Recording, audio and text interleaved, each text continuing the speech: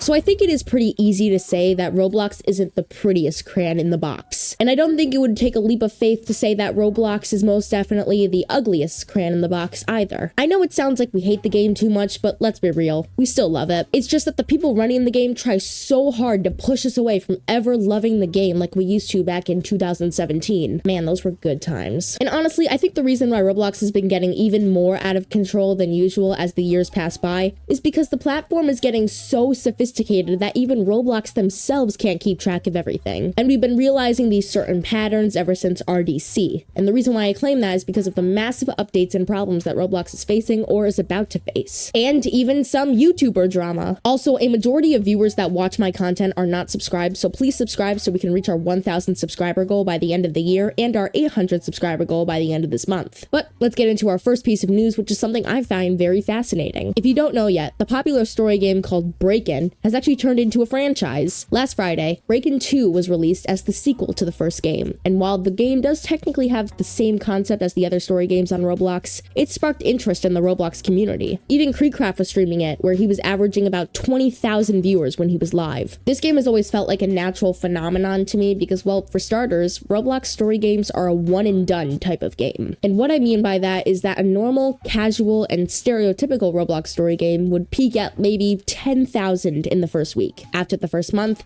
it would probably average about 4,000 to 6,000 players. And after a year or so, it would maybe reach a peak concurrent of 1,000 players. But this specific story game franchise is unlike the usual. The Break-In franchise has always been pretty popular. The first game has reached 2.1 billion visits, which, believe it or not, is more than some very popular games that you might know, like The Strongest Battlegrounds or Please Donate. And while those two games I mentioned have been on the platform way after Break-In was released in 2019, it would be very mindful of you to note that story games aren't the most popular types of experiences on Roblox. I definitely recommend that you play Break-In 2 because it is yet another well-developed game. I had a great time live streaming it with you guys, and I hope to do more streams like that soon. But anyway, let's get into our next piece of news. Now, there has always been cheeky ways around Roblox on how to get free Headless, and sadly, all of those free Headless titles are 99.9% clickbait, but one of the original Headless avatar bundles is actually here. If you're not familiar, having a Headless avatar is one of the most prized possessions to have for your avatar. And well, for the 10th year in a row, the Headless Horseman avatar is back on the avatar shop for a whopping 31,000 Robux. And if you do the math to figure out how much Robux you would have to buy, you would have to pay $387 US in order to get that 31,000. And well, for my non-United States friends, 31,000 Robux is 275 British pounds or 317 euros. Now, 55% of the Roblox platform consists of platform users who are over 13 years old. And I find it hard to believe that most Roblox players are actually employed, considering multiple Roblox users do not touch grass. So I doubt that the majority of Roblox cannot afford 31,000 Robux, at least in the United States. I doubt it. But I wouldn't be surprised if Roblox doesn't get as much sales as it usually does, because ever since UGC has been less exclusive and moderation has lightened on UGC, getting Headless or buying items that create the illusion of Headless is so easy to find. And while the Headless Horseman is a very cool item, I wouldn't be surprised if this item drops in sales, whether it's because of the UGC Headless competitors or because of possible raised prices on lots of Roblox items. That's right, the avatar shop is in huge trouble due to the new UGC policy when it comes to revenue. Now we're gonna go back in time to the Roblox Developers Conference. I know, I want to forget about that event as well, but since we're on the topic about Roblox UGC, it's a very valuable conversation to be had. So at the keynote presentation at last week's RDC, Roblox was discussing the future of the platform and what the future of Roblox will look like in the possible future. I made a video about some of these RDC updates, so if you want to look at it now, go ahead and click that video in the top right corner, or if you want to watch it after this video, there will be a link in the description. But anyway, if you don't know yet, Roblox has planned on letting anyone make UGC items and expanding the UGC community to everyone on Roblox. Now, the question ringing on everyone's minds is how they're going to do that, and that is still a mystery, and we'll find out sooner or later. But one thing that's going to change with UGC, along with everybody being able to create, is that by early 2024, all UGC items will go limited, meaning that every UGC item on the platform will sell for a limited number of copies. Now, so far, just that description of what UGC is going to look like doesn't sound bad at all, and from the looks of this description,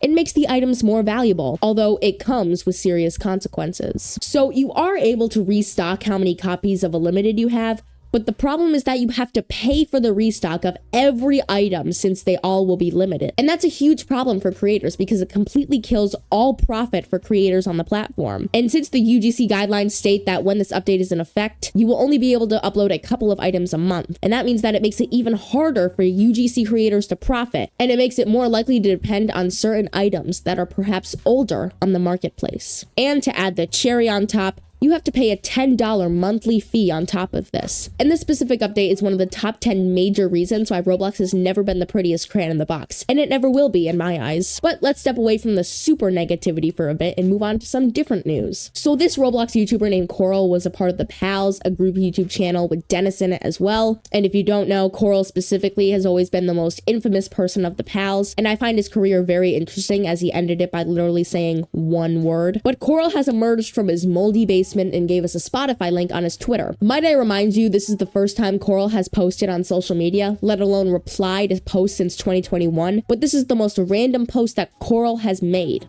A Spotify link. Now I'm sure you're confused, especially since if I came back posting a link after being gone for 2 years, but I'm convinced that this music he posted is not his own. Corl wouldn't have 9 million monthly listeners. I completely doubt it, especially since some other familiar Roblox music makers like Beastlick only get 43,000 monthly listeners, and his music, in my opinion, is a total bop. But overall, I think the Corl drama is such a hyperbole, meaning an extreme exaggeration and a joke of a talking point, because if you compare what Corl did to what other YouTubers, let alone Roblox YouTubers, have done nowadays, Corl cannot compete. Although these tweets are a little sketchy, especially since this account only has 2,000 followers and like 2 other posts besides the one I mentioned. And well, I was right. Thankfully, RTC came to the rescue and told us that this was not even correct. And this was a possible impersonation of Corl, which makes sense if you snoop around his profile and put the pieces together. It sounds a little weird to me that Corl would come back and just post a random music link, but at the same time, this has technically happened before. Tofu did the exact same thing. He stopped making Roblox videos, then came back and left multiple times, then did music, and finally ended his YouTube career recently. But anyway, that's gonna be it for this video. This week was full of some pretty compelling news stories, and I cannot wait for you guys to join me in next week's video. Make sure to subscribe if you haven't yet, because please, it helps me a lot. I also released some Roblox merch if you want to know more about that. I suggest you check the pinned comment. And thank you for watching this video. See ya!